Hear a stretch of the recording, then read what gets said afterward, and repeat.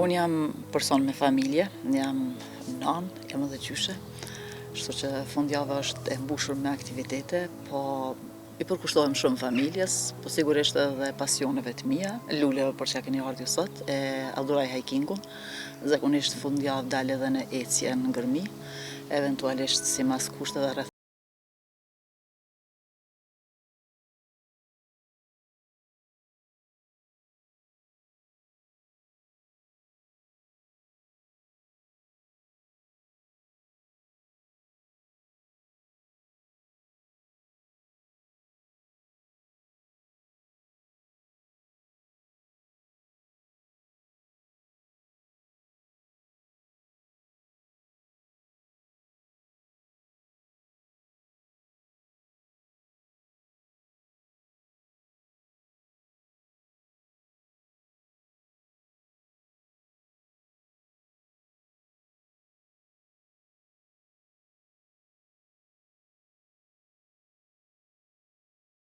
Hidrangijat veç po e shihni janë gati në lulëzim dhe këto kanë një pamje mahnitse kur të lulëzojnë, jashtëzakonisht të bukura bëhen.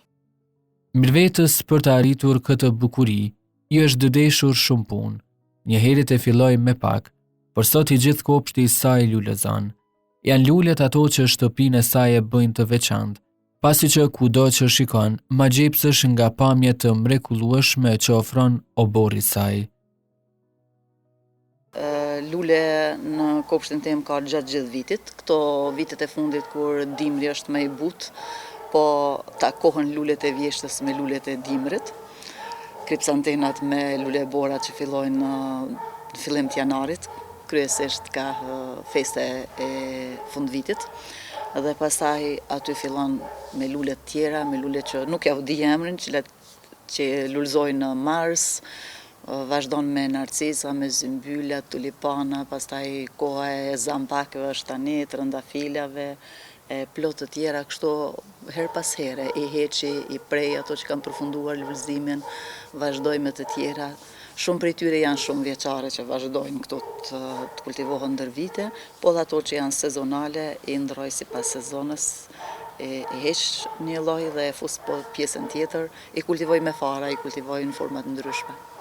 Cilat janë ndoshta kërkesat kryesore që një lule kërkon, të cilat ndoshta duhet t'i zbatojnë. Po besoj që tash ka me pas edhe shikues, sidomos nënat ato të cilat duhet shikojnë këtë kronik, edhe ndoshta do të kemi pak atë pjesën e xhelozisë që të keni jo përsëri Pozitive. Po, gjithmonë. Po cilat janë ato ndoshta kërkesat që një lule kërkon? Në radhë të parë duhet ta duash, si çdo punë tjetër. Si çdo punë, edhe kjo duhet të bëhet me dashuri, sepse secila lule ka kërkesa të veçanta, ndonjë don më shumë diellin, ndonjë tjetër e don më shumë hijen, disa diellin e mëngjesit, disa do të jetë diell të mbushur gjatë gjithë kohës, disa dojnë ujë, disa dojnë me pak ujë, po kur merresh me to, pastaj mësohesh edhe ato i adapton sipas nevojave, po natyrisht këto e dojnë një kujdes permanent, sepse 2 ditë 3 me temperatura 27 e 30 gradë Celsius mund të shkojë mundit gati të muajve të tërë. Kështu që duhet një kujdes i vazhdueshëm pavarësisht angazhimeve tjera, duhet vazhdimisht të merresh me to dhe të njohësh. Kur i kultivon ato, fillon me u adaptu, me u familiarizu, i njeh, i don më shumë dhe i